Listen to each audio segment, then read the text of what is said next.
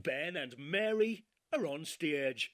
Mary has some questions for Ben. Good morning. Thank you all for coming. It's a real treat to be here, and particularly to be speaking to Ben, who has to be the best fund controller of all controllers of all time. Now, this time last year, Viacom had just bought Channel 5 for 463 million, and Ben admitted, I think, that the future was anyone's guess. A year later, he's here to tell the tale, and it's been an incredible year. And I think I'm right in saying that Channel 5 is the only public sector broadcaster that has increased its market share across all areas, right? All key audiences. For the first 6 months of the year. Right, okay. Before July hit. Okay. So there is a fair bit to celebrate, right? Yeah, we're still on track. Okay, and Viacom have been in situ now for almost a year, so I really want to talk to you about that. A bit over that, yeah. Okay. I want to talk to you about that a little bit later. I mean, one of the things I think is amazing is to think that Channel 5 is 18. And do you remember the launch of Channel 5? I do. I was working at GMTV. You were dressing Judy at the time, were you? No, I was producing Lorraine, actually. Oh, I did okay. 2 years producing Lorraine. And we were at Peter McHugh's house. He was the editor of GMTV at the time, for a party, and we all sat down and watched Candy Stripes and the Spice Girls. Yeah, I do remember it really well. I remember there was an incredible spirit about it. There was just there was an energy about Channel 5, and it's, you know, I can honestly say, hand on heart, it's a channel I've always had a fondness for. You know, I mean, I worked here obviously in a previous role before the current one, but even before I ever worked at Channel 5, I had a fondness for Channel 5. I do like an underdog. I do like somebody who has to try that little bit harder. So it's good. I'm a lucky boy. It always felt like familiar territory, but has it matured, do you think, since 1997, when it was so vibrant? I think it's had a very, very, very, I think it's got a very interesting karma, Channel 5. I think it has been through a lot of highs and an awful lot of lows. I think it's had a very troubled time. I think it's had huge successes, which people are rather mean about not celebrating. And I think up until Richard took it over, I think the last few years before that were just bloody, frankly. But there's an awful lot of love for Channel 5, and people who have worked for Channel 5 speak of it hugely fondly. Is that English? I'm not sure it is, actually. And when Richard took over and he sort of streamlined it and Jeff Ford came in, Jeff did such a great job of just sort of getting rid of a lot of the sort of the negativity and sort of establishing a sort of solid foundation for me to come in on, thank you, Jeff, to basically build it into what I believe it is and can be even more of, which is a great public service terrestrial channel. Okay, so that was under Richard Desmond. Yeah. You've had more than a year now at Viacom. Yeah. How different is it from the Desmond years? Is it better? Is it worse? How does it feel to you? Well, politically, it couldn't be more different. You know, you've got Richard with his cigars and his colourful, fruity language. Where's the pufter? He used to say Nice. as he walked through the corridor, where's the pufter? Where's the pufter? Viacom are obviously a little more PC, being an American corporation. But in truth, they bought a channel that was doing well, and they've kept everybody in their jobs. They bought into in the very early days, I met with Philip Dumont, and I sort of set out my stall and where I felt, you know, the channel was and where I wanted to take the channel, which is to make it, you know, more diverse, better quality of programs, really compete with the other terrestrials and not sort of become a big digital channel. Because I think Channel 5, certainly 2 years ago, was sitting very comfortably between sort of ITV2 and Channel 4, and we had to make a decision about, you know, are we going to be a proper grown-up PSB, or shall we just do celebrity everything and play with those very successful digital channels? So I set out my stall, I set out the vision. They bought into the vision. They've been very supportive. I don't think they really understand me as a person. I think who does, though, frankly? I mean, I think my team probably do understand me and know how to. They understand what sort of comes out of my mouth and why it does and why I am the way I am. But I think I'm an odd fish for an American corporation, and I sometimes feel like I am speaking a different language, but they are very nice, and I you know, they essentially let me get on with the job, and my job is to deliver ratings. You know, I think I've said publicly, for me, it's about the 3 R's. It's about ratings, revenue, and reputation. You know, ratings are very important, but not at the expense of reputation, because otherwise the whole thing will fall apart. We're a commercial channel. The revenue has to come in. So I have to balance that kind of PSB responsibility with, you know, bloody-nosed commercialization, frankly. So you have definitely moved on from the 3 Fs. Yeah, and I think the biggest hurdle that Channel 5 has, and it still has, is that damn phrase, which it haunts us. And if there's one thing I would love to do, I was talking with somebody yesterday, if there's one thing I would love to do, it is find an alternative phrase that people use about Channel 5, because it's so easy to diss Channel 5. You know, I'm defensive of it, of course I am, I work there. But it's so easy to just go, oh, you're just down market, oh, you're tabloid, oh, you do too many benefit shows. Look at the schedule. Look at the range of programs we do. Look at the benefits programs and see, you know, they're not just all about scumbags trying to cheat the system. You know, we make sure that our programs have integrity. We make sure that our programs have heart to them. There's no, you know what, if we made shit programs about horrible people, people wouldn't keep watching. And the fact that our viewing figures are really good and that we've created more returnable, you know, format shows or even non-format shows, documentary series that can come back year after year in the last 2 years than I think anybody else virtually, is testament to the fact that we're good at ideas, we're good at quality, and we're good at tapping into what viewers want, and essentially, we're viewer-led. But what I was trying to find, there's a fantastic quote about Big Brother from The Guardian, which was just deeply, deeply disparaging about it, as you would expect. I don't think we make Big Brother for The Guardian, really. No, I don't suppose you did.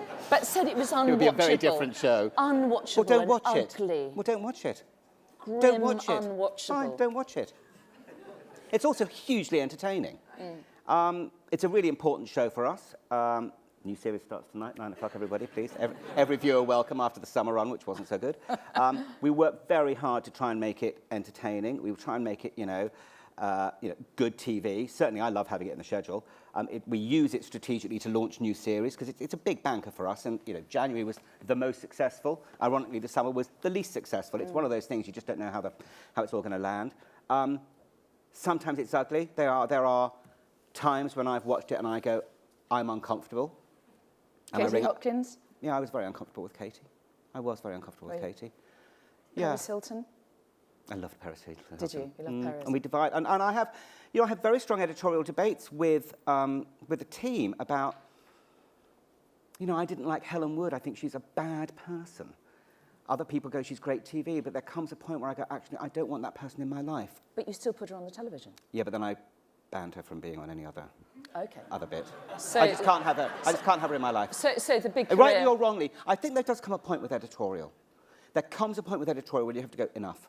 Actually, viewers are important. Yes, the ratings are important. I have to live with myself, and ultimately I have to live with every decision I make. Rightly or wrongly, I have to be comfortable with that decision. And I think sometimes you have to draw a line and go, okay, I am now uncomfortable. I don't want any of this on the telly. Descriptions of you, easily bruised. God, famously. I mean, I bear a grudge like nobody else. Beware. I mean, I misread emails. I mean, somebody emails me or texts me and go, whatever, and I'm going, oh my God, they don't like this, or I did this wrong, or I've upset somebody. I mean, I take everything deeply personally, which I think has great strengths, because I really, really, really care, and great weaknesses, because I misinterpret, I take it too personally, I'm very emotional. I mean, the people around me at the channel manage me very well in terms of my behavior when I'm in an up mood. I know I can bring a whole room into a great energy and vitalize everybody. And we were at dinner last night as a team, and we were coming up with television ideas. We were laughing and laughing and laughing. At the same time, nobody can bring a room down like I can. I mean, I can just kill the mood. I mean, I can just... If you're in a bad mood. Yeah, and I've had meetings with the team where they've come in and somebody's just pushed the wrong button, or just not let it, or misread the room. And I have said to the team, the meeting is over. Leave this room now, because otherwise it will end in bloodshed. Just leave the room now. It will turn ugly. And they all get up and go upstairs to the canteen and they go, oh my God, he's in such a mood today.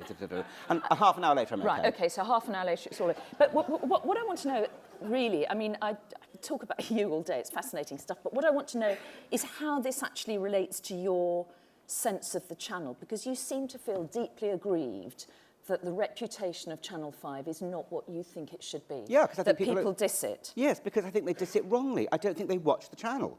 I don't think they look at the listings. I don't think they are aware of actually what we do. I think it's too easy to just go, that's shit. Channel 5 is shit. Banksy recently said, I might as well bring it up. Somebody else will bring it up. Well, Banksy I was just said, about to, well, actually, there you having go. said What's that. the quote? OK. Banksy said at the launch of Dismaland, that this is his message I mean, it's the launch to the of young Dismaland. people. Come on, let's put it into context, yeah.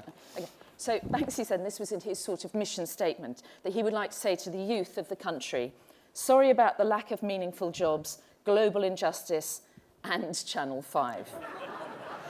Which is odd, given that we are the channel that have grown our 1634s more than any other channel this year. So the 1634s seem to like us.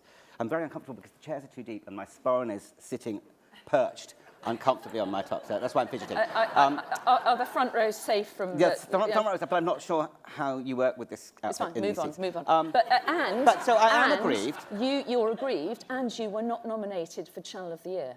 There's two things there. I'm aggrieved about people making quotes like that because I think they have not looked at the channel. And to say that about young people is just it's just stupid, because actually we're growing for youngs better than any other channel. Channel 4 are doing really well for their ABC ones, but we are much more successful with attracting young people to the channel. So look at the schedule, look at the programmes, watch the programmes, then make a judgment. I'm afraid my Banksy retrospectives will have to be cancelled now. I'm not going to be doing it. The other question was about... You being... do you think people misunderstand the channel? I mean, I think yes, you do think that they do. Yes, because I think they don't watch it. Oh, Channel of the Year. Channel of the Year, I don't know what you have to do to get nominated for Channel of the Year, given what we've done in the last 2.5 years. Maybe not do programmes like Psycho Pussies? Why? It's a great programme. It's our second most successful upmarket programme of the whole year after Celebrity Big Brother. Which is Psycho Pussies. It's a great bloody title. By the way, it's Psycho Pussies When Cats Attack. Oh, yeah, OK. Let's get it right. Forgive the me. Channel of the Year, and I think it's an interesting one. I do think there's prejudice against Channel 5. I think we're underrepresented. I don't think I help. I'm not a great networker. I don't like going to parties. I'm incredibly shy. I have a great difficulty meeting new people, which is why people think I'm quite gruff and whatever it is. So I don't go round and bang the gong, and maybe I should do more of that, but I find that very difficult. I'm a great believer in putting my head down and getting on with the job. And at the end of the year, I'd rather have a channel that is a success story in terms of its ratings, in terms of its reputation, in terms of its revenue than win Channel of the Year. That's just a media. But you'd have media loved to thing. win it as well, would you? But listen, I'd rather not be nominated than nominated and not win. Okay, Get nominated fair and enough, not fair win. enough. Okay, I'm going to move you on now. We asked you to come up with a clip that you felt defined the channel. I'll get you to talk about it in a minute, but let's take a look. Okay. Why does that define your channel? Because it's not clever, it's not too clever, it's not pretentious. It is it's a subject matter that's been done by virtually every other channel. It's brilliantly made. When you watch a whole episode of that incredible story is followed by the most heartbreaking story of a mother who is evicted from her house. It makes you cry. So it takes you on a range of emotions. But it's got real heart at the core of it. The two guys there, they give a different perspective to repossession and bailiffs. It was the first of our kind of really successful returning series that we have created over the last couple of years. And, Channel 5, we don't try to reinvent the wheel. We look at what works, what do people like, and we take those nightmare neighbours, homes from hell, repossession, benefits, yeah. And we go, if the viewers like them, we'll give them more, but we've tried to reposition it in a different way. So we took essentially a BBC One daytime subject, and we made it primetime Channel 5, and it's one of our most successful series. Okay, but here for me is the conundrum about it. You get bruised, you've said that. You wish that you were taken more seriously, and yet you hit us with these titles like Psycho Pussies, When Cats Attack, like Nana Love 50 Shades of Granny. Yeah. Huh? God, we're good. Yeah. And is there not a tension within this where you're sitting there, you've got a quality programme? No, because we're a broad terrestrial channel. Yes, but you know what people are going to say. They're going to say, Nana Love, 50 Shades of Yes, Granny, it was a one-off. Channel 5 It was is 1 crap. hour. It was 1 hour out of 1,500 You new want hours. it to hit the headlines, Of course, and you hate it when it does. I want it to rate, and I want it to punch through, and I want people to watch it. That's very important. When you watch a lot of our programs, tabloid titles, that's a way to bring people to the channel, and then hopefully you go on a journey, you come out and go, you know what, I can't resist watching Psychopussies. What is Psychopussies? I really want to take a look. And you take a look, you go, you know what, this is a great piece of television. How do you get people to the television? That is one of the hardest things in the job, is to get people to watch Channel 5. You get them to watch Channel 5, they like it, then they come back for more. But if you look, I'm going to go back to this again, if you look at the range of programs, we have what I call the dependables, the grunt shows, the ones that we rely on 8 o'clock and 9 o'clock to deliver over 1 million viewers. Grunt shows? Yeah, because it's hard. The hardest job in television is to find a show that is returning week after week after week and can deliver an audience. Define grunt. Well, I just think they're hard grunt because it's like hard work to make. Okay. Nightmare Neighbours is hard work to make. Yes. Dog Rescuers is hard work to make. There are all kinds of legal issues with these shows. Can't Pay is a hard show to make. There's not a week that doesn't go by when we go, you know what, we may not be able to show tonight's show because there's a legal issue or whatever. Yeah. But they are very popular. They are the foundation pieces of the schedules. They're the ones that we rely on to bring an audience to the channel. And then on top of those, we play things like Ben Frow, New Lives in the Wild. We play things like Autopsy. We do things like The Wars of the Roses. We do things like Britain's Bloodiest Dynasty. We do Henry and Anne, when the lovers who changed history. Alex Polizzi's Italy. Larry Lamb's Rome. Look at the schedule. Every channel has its soap operas and its dependables that come back week after week. They should not be brand defining, and maybe I've got the balance wrong, and maybe I need to work harder on the balance. But we also have incredible, well-made, surprising shows. OK, I want to introduce another clip in just a second, but I want to ask you, did you go too far? Did you even upset yourself with Nana Love? 50 Shades of Granny. You know I did, because I told you that story. But give me the answer. Yes, Tell I the did. people. You went too far. I made... There's a line which I don't want to cross, and I crossed the line. OK. And I watched that programme, and I nearly fell off my chair. And it had played at 10 o'clock, and the programme in front of it was called 40 Kids. One father, 40 kids, probably on benefits, I can't remember now. And so I was watching Nana Love, and the next morning, one of the commissioners texted me and said, "You've made the front page of The Sun and The Mirror." And I went, oh my God, Nana Love, I've crossed the line and everyone's picked up on it. My career is over. But actually, it was the man with 40 kids who'd made the front page of the papers. It was an uncomfortable moment. OK. And you know what? I really, really, really try, but I'm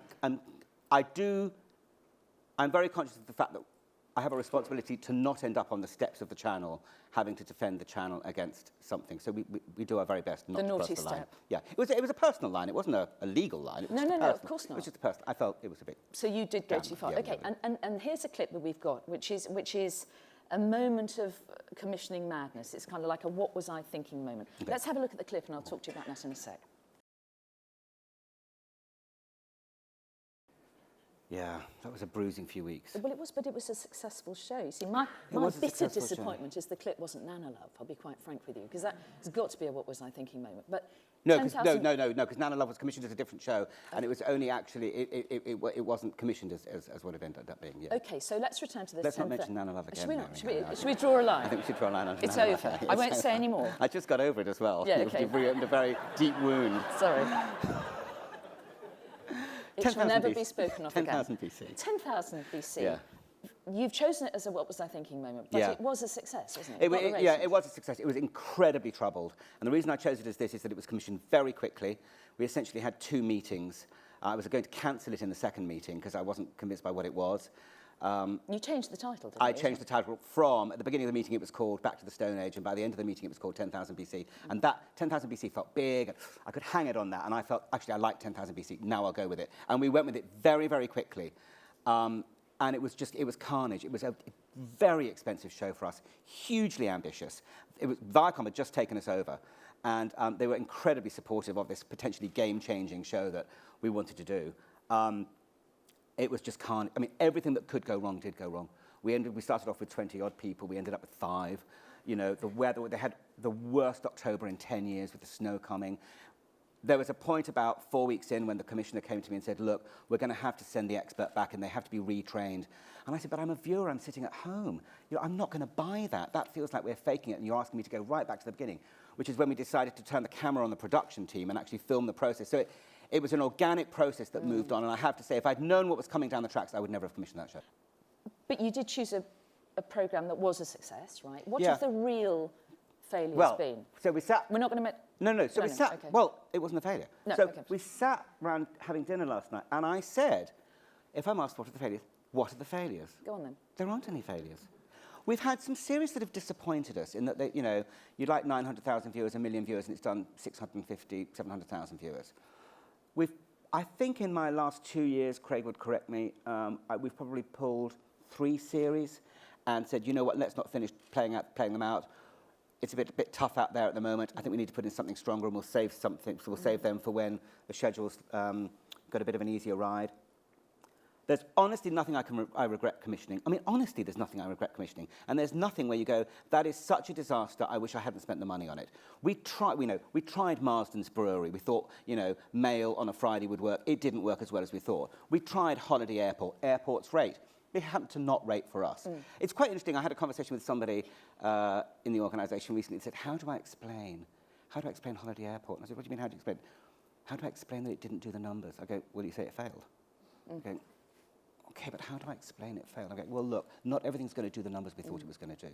We thought it would get 1 million, it didn't get 1 million. But I don't call that a failure because you've got to keep evolving the channel. If you look at the channel now, compared to 2.5 years ago, compared to 2.5 years before that, it is a remarkably different channel. The tone of it, the quality of it, the range of it, I think, given what we have, you know, we have 1/3 of Channel 4's budget, we have 1/7 of ITV's budget. Given what we have and how lean and, you know, mean we are, I use the word mean advisedly, of course, I think we really punch above our weight. Okay. So we've had disappointments, but we have to keep evolving. We have to keep trying new things. Benefits is big this year. There will be less benefits next year because my gut, on which everything resides, tells me that I need to steer the channel in a slightly different direction, or we're going to move into this area, or there's a hunger out there for this. And in the commissioning process that we now have, our 4 times a year commissioning process, you can see the range of things that are coming in are different to what we had 2 seasons ago, because the world changes and we evolve. I can honestly say nothing's been a disaster, but we've had disappointments, of course. Okay, and there are genres where you don't really seem to be so far, and I'm thinking about sort of comedy, for example. It's expensive. Okay, and that's why? Yeah. And also the sort of the aspirational, Polizi's Italy and you know... Italy, Larry Lamb's Rome, Ben Fogel's New Lives in the Wild. Which are all very... They would seem to completely contradict the sort of middle-class problem with Channel 5. Does it work? Do they actually... Yeah, Ben Fogel is one of our biggest raters. So you're really moving up market, genuinely moving up market? No, we're not moving up market. We're a broad, populist channel. We want all viewers. I have never said no to a viewer. I don't care if they're old, fat, thin, bald, you know, ugly, rich, poor. I don't care. All viewers are important to me. Some programs work better for young people, Big Brother. Some programs work better for the upmarket viewers, like the history programs, Ben Fogel's New Lives in the Wild. Some programs do brilliantly for both. Ironically enough, Benefits Britain is our #1 show after Big Brother for ABC Ones and 1634s. It is an incredibly valuable show to us, Benefits Britain.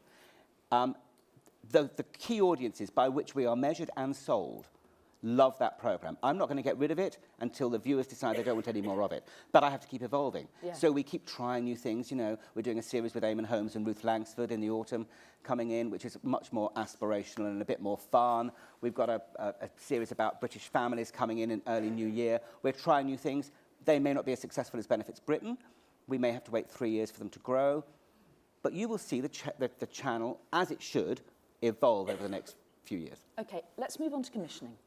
Lots of people out here will want to know how they can get stuff commissioned on Channel 5. Come up with a good idea. Okay, you've revamped. Yeah. Sometimes it's not that simple, is it? And I know that you feel very strongly That's it should be. Okay, so you've got this new commissioning system, right? Briefly explain. It's a 12-week cycle and something to do with traffic lights. Has it worked? How does it work? I think it's worked really, really well. Okay. I really enjoy it. So your ideas go into the commissioners, pick a commissioner, have a few commissioners. You can email me directly, but I will generally pass it on to a commissioner.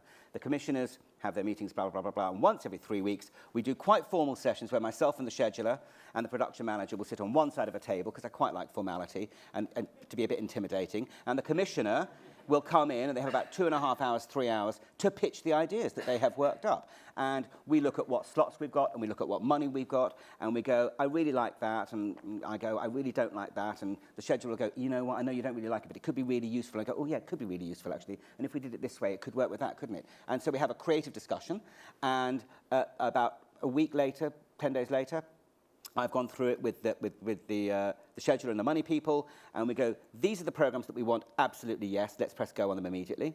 These are the programs that we like, but I think we need to have further discussion about them. We've got a range of things that are all in the same area, or there's too much similarity, or what we're missing is X, Y, and Z. We'll come back to you, but give us another 3 or 4 weeks, and then these are the areas or the subjects or the ideas that we just don't want, let's kill them immediately. The aim behind it is that we are very focused on the needs of the schedule, and every 13 weeks, we are able to look ahead of what we're going to be doing in spring next year, summer next year, autumn next year. Mainly, it is to make sure that the independents know where they stand. I do passionately believe that if you can't say yes, you have to give people a quick no. Don't waste people's time. Allow them to take the ideas elsewhere. And I can't bear, I really cannot bear, I'm obsessed by manners, as you know, and I'm obsessed by getting back to people very quickly on email, and I think it's the least we can do is make sure that the independents who want to work with us, and there are many who don't, but there are the ones who want to work with us and who we need for our survival are treated well and treated respectfully and are very clear about where they stand with their ideas. I've never said no to a meeting. I will never say no to a meeting. There's one person, I've had 3 meetings with them. They have not been successful meetings in terms of the ideas, and in the end I said, you know what? Let's not you and I meet anymore. Let me go meet your team. And I went and spent an afternoon with the team, and I met her team, because if one person in her team gets me, that's all we need. So it's about finding the commissioner that you work best with, who gets you, who you can be creative with, who you bond with, who understands your sensibilities, and open up a dialogue, keep the dialogue going, and we will be very clear about where you stand. Okay, some quick fire questions. What's the best way, what's the quickest way to get a commission through you? What do they have to, how do they impress you? Well, you just come up with a good idea. Okay. I mean, you can sit in a meeting. Somebody came in the other day with 9 ideas, and 8 of them I could have commissioned on the spot. Really? I mean, that's a smart person. And what really, really irritates you about Indians? Presumption. Presumption. Define. There are people who come in and they make me feel like, they've finally decided to come and grace my door. The big Indies. A lot of the big Indies don't bother gracing my door at all. The people who just think, oh, now I'll come to Channel 5. I think there is a huge amount of snobbery about Channel 5. You know, our budgets aren't as big. I understand if you're an independent, you know, you want to make as much money as possible, and quite right too. You don't have development money, do you? We do have development money. Do you? How much money have you got? Well, we have whatever is needed. We can spend 5 grand, 10 grand, 30 grand, 50 grand, whatever. We did a pilot for 50 grand for one show. So it's wrong to say we don't have development money. Yeah, I don't like people who presume. I don't like people who don't deliver. I like the people who really want to work with Channel 5. It's a two-way street. Look, we can be a showcase for great work, and I really care passionately about all our projects. If I get a good show, even if it doesn't work like I thought it would work, I'll bring it back. GP's behind closed doors. It was a very quick commission. The first series did all right at 9 o'clock. Many people said, I don't think we should recommission it. I loved that show. I deeply loved that show, and it was a pleasure to work on that show. And I said, no, we're going to stick with it. I think we'll work at 8 o'clock. That ended up going from 9 o'clock, 6 episodes, to 8 o'clock, 50 episodes we commissioned for a pretty small independent company. It's a huge commitment from us, but I know, and I passionately believe, I will get 50 great shows from somebody who really cares about working with Channel 5. It's a real two-way street. You just gotta get us. Okay. Your commissioning team, Yeah. we've got a photo, I think, of all of them. Talk us through them. Oh, do you want their personalities? Well, I don't know. I'm quite good on personalities. So Emma's very bossy. Indeed. Because you can meet them all afterwards, by the way. I've known Emma 20 odd years. Oh, Yeah. oh my God. Greg, highly entertaining. I mean, last night we were wetting ourselves with laughter. I believe they ended up all doing, karaoke or something. Guy has the elder statesman, very strong and factual, very competitive with Michelle, who is very strong on news and current affairs. The pair of them kind of bounce off each other. It's very good. I mean, why would I not want to be surrounded by competitive, ambitious people? It's fantastic. All it's going to do is make me look good. Lucy's new to the team, calm, gentle, highly intelligent. Ninda is new to the team. Only been here a few weeks, Ninda. I think she's going to put us all in our place. And Sean very new to the team. Our newest addition, as somebody said this morning, it's like having a teenage boy in the team because he was out last night dancing and enjoying Edinburgh, and we're all like old and frazzled and taking it together. So Sean is very new, never commissioned before, has a fantastic energy. I think he will go far in life. I hope they all go far in life. We're all very different. We all compete with each other. We all have strengths and weaknesses. We all drive each other crazy. We all love each other to pieces. I am very, very protective of my team. And I was very proud to sit around a table last night with our COO and Matt and the online team and just go, this is Channel 5. How nice to have a team that you can fit around a table. 12 people around a table. That's Channel 5. Okay. We asked for a clip of something that would really give an idea of what you greenlight instantly, okay? We're going to show one clip, okay? Have a look at this.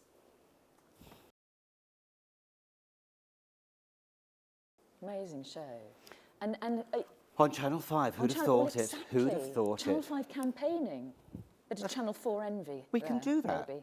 That was a very quick commission. It's one of my first commissions. It's taken 2.5 years to make. It is. I had to have a box of tissues in the viewing. Simon Rakes commissioned it initially, and I took over when Simon left. There's a woman in it. She's the most amazingly inspiring person. We were asked to blur out the man's face for this session, but when it goes out on the television, that is the man. You see the man die, then you see the man being cut open and dissected. It's about the circle of life. It's a phenomenal series. And these people go, benefits, ooh, nightmare neighbours, whatever it is. So we have The Body Donors, never been done on television before, 2.5 years in the making.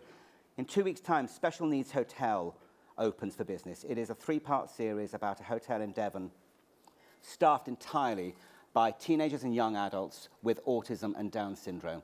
It makes you laugh, it makes you cry, it is truly inspiring. We're doing a big campaign called Gift of Life about organ donation, where we're going to do a big marketing campaign around it as well, and it is in prime time. Matthew Wright's doing a thing, the news are covering it for a week, to encourage people to carry donor cards.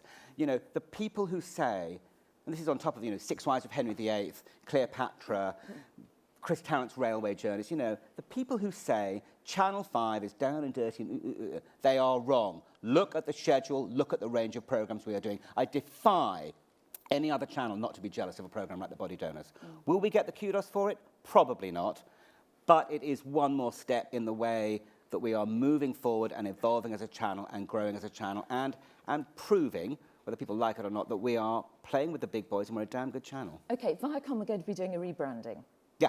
What does that mean? Well, it's a kind of refresh. Oh, refresh. It's kind of different 5. Oh, really? Is that it? Yeah. You remember in the old days when we used to do letter set? Yeah. It's a different 5. It's a different 5 and a different 5 USA and a different 5 star and a different spike. Well, it's actually the same spike. Spike's an American so one. it's not it's much a refresh. of a rebrand. Oh, a refresh, okay. Yeah. What about money?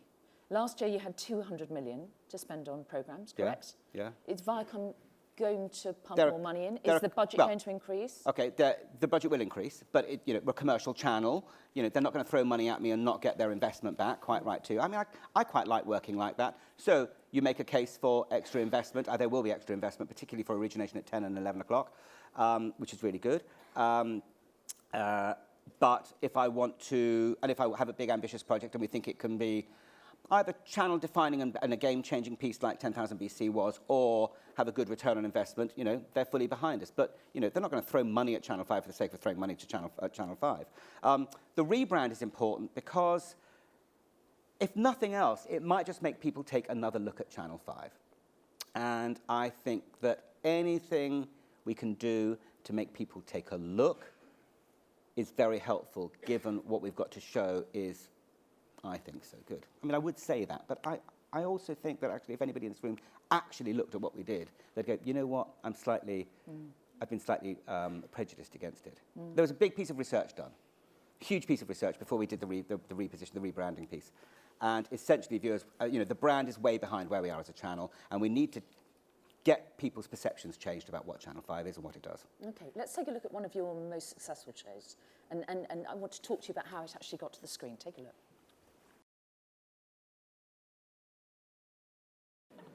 That was the taster tape that you were sent, wasn't it? Which got you engaged. And this is incredible. The most important thing for an independent working with me is to read the room.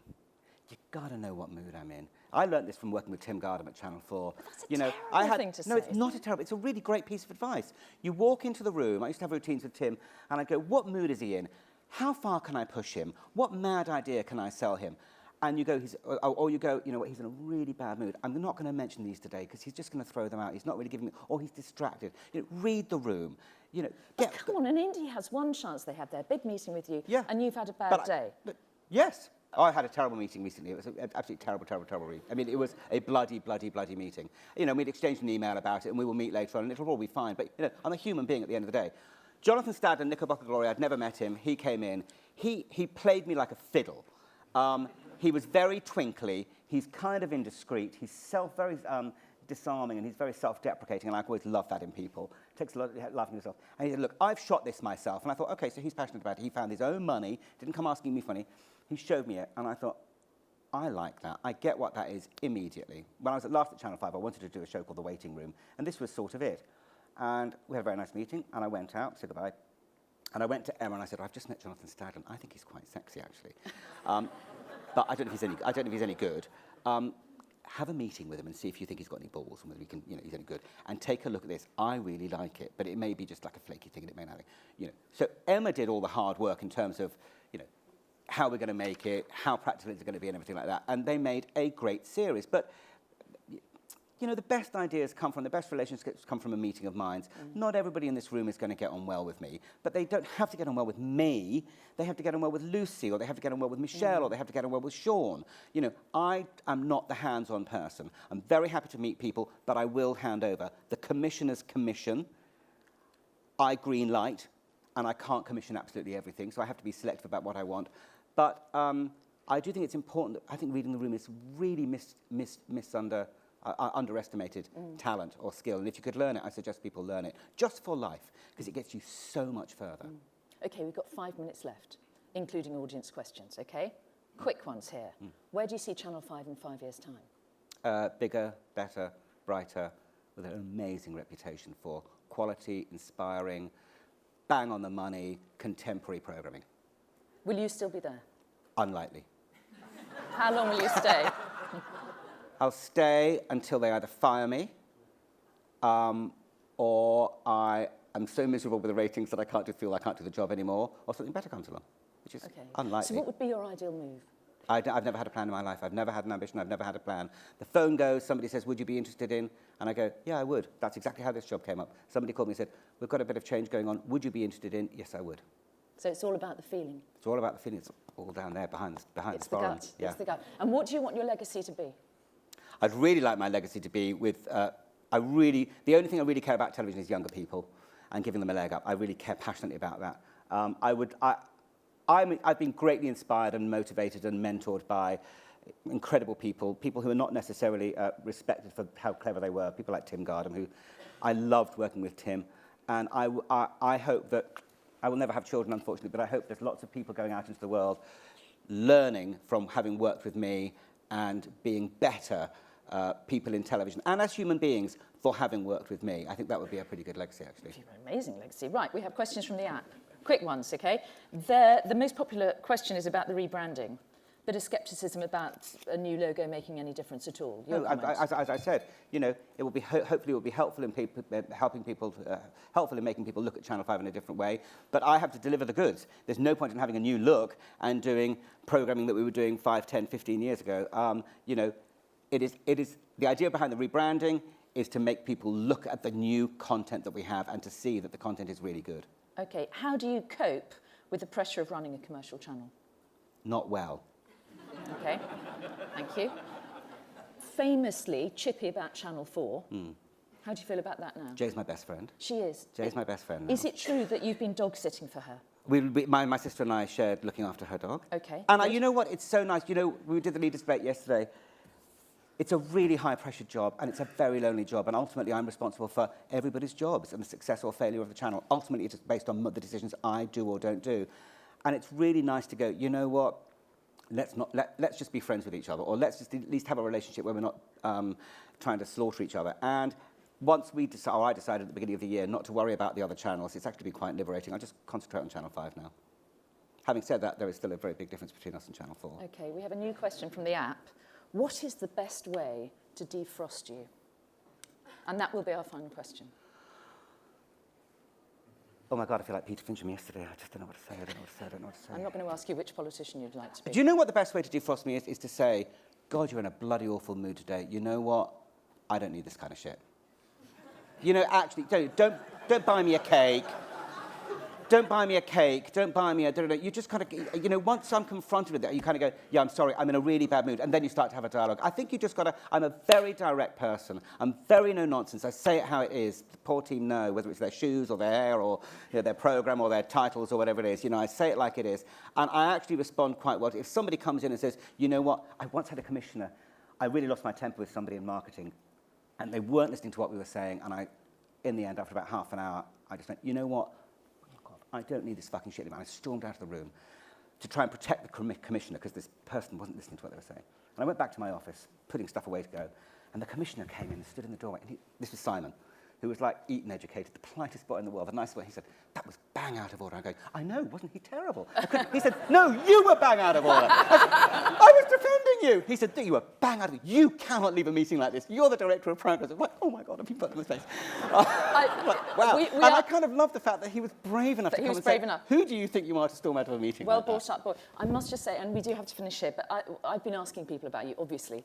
And former head of news at Channel 5, a guy called Jeff Hill, who's now our editor at ITV News, told me a famous time when he came to you and he wanted to sell you a great news story and he wanted perhaps probably some extra money and it was a huge story and you went, wait, your trousers are an inch too short. Sort that out and then we'll talk. Absolutely. Yeah? I give very good fashion advice. And that is our final question. Ben and Mary have been talking for nearly an hour. The session is coming to an end.